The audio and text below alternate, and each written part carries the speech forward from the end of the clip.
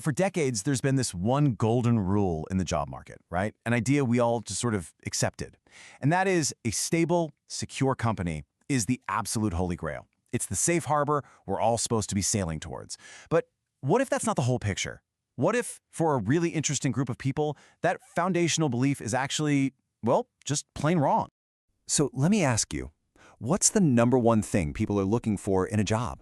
I mean, the automatic answer, the one we've been told our entire lives, is job security. A company that's financially solid, one that's going to be around for the long haul. It feels like common sense, doesn't it? But this is exactly where things get interesting. Because on one side, you've got that old assumption, safety first. That's the traditional way of thinking. And on the other, you've got all this new data that points to something else entirely. For a certain type of person, it's all about purpose first. And these two ideas, they're not just a little different, they are in direct conflict with each other. So what does this new data actually say? What you're looking at is a number from a huge global poll. It's what's called a correlation coefficient, which I know sounds complicated, but it's really just a way of measuring the relationship between two things. In this case, it's the link between wanting a financially stable employer and having a very specific psychological profile. And the result is this, negative 0.0981. And that little minus sign, that one little symbol, well, that changes everything. That psychological profile has a name. In a model called spiral dynamics, it's known as Turquoise. So what on earth does that mean? Well, try to imagine someone who sees the world not as a bunch of separate pieces, but as one giant interconnected system. They aren't so focused on their own personal wins or following strict rules. They're way more interested in the overall health of the whole system. Think of it like this. They care more about the well-being of the entire forest than the success of any single tree. It's about serving a bigger purpose, not just winning the game as it's currently set up. So let's connect the dots. That negative number means the more someone thinks and feels with these turquoise values, the less they care about how financially stable a company is when they're looking for a job. It's a complete flip. For them, security doesn't come from a healthy balance sheet. It comes from feeling like their work actually means something and is aligned with a greater good. Okay, so this isn't just some weird fringe idea.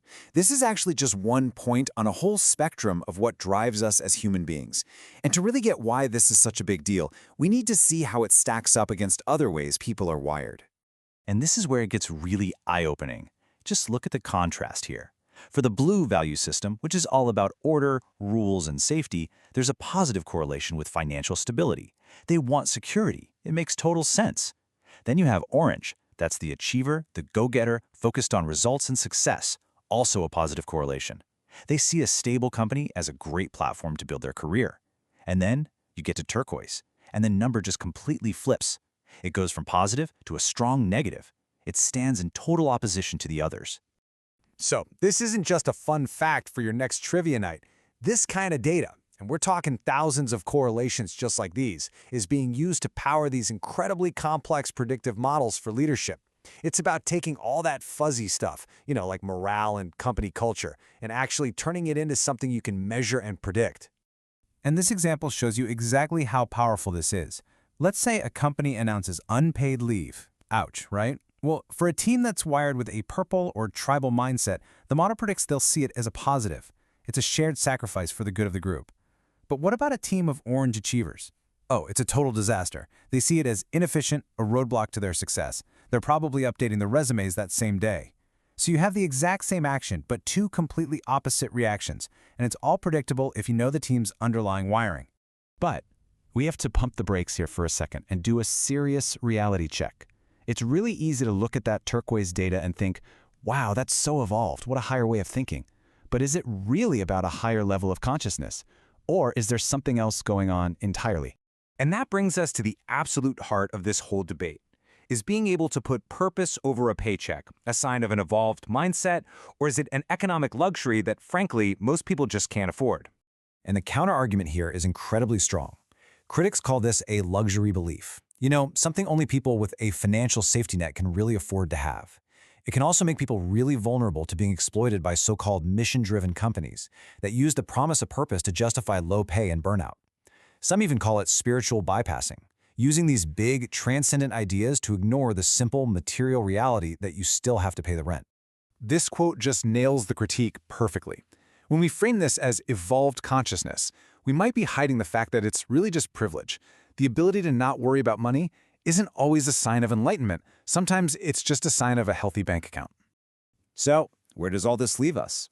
It kind of feels like we're caught between cold hard data on one side and tough socioeconomic truths on the other. But the real lesson here for anyone in a leadership role isn't about picking a side. It's about creating a whole new equation that goes beyond a simple choice between spreadsheets and vibes. And that new equation really has 2 steps. Step 1, you have to understand the data. You have to acknowledge that your team has this hidden psychological wiring, and it seriously impacts how they see everything. But step 2 is just as critical. You have to understand the context. You have to recognize that things like privilege and economic pressure are the operating system that all those values are running on. Real, effective leadership is about understanding both. Which leaves us with one last huge question to think about. We've seen how data can start to predict human reactions with almost scary accuracy. It can put a number on fear, on trust, on what makes people stick together. So if empathy can be calculated, if the very soul of a team can be plugged into an equation, what does it even mean to be a good leader anymore?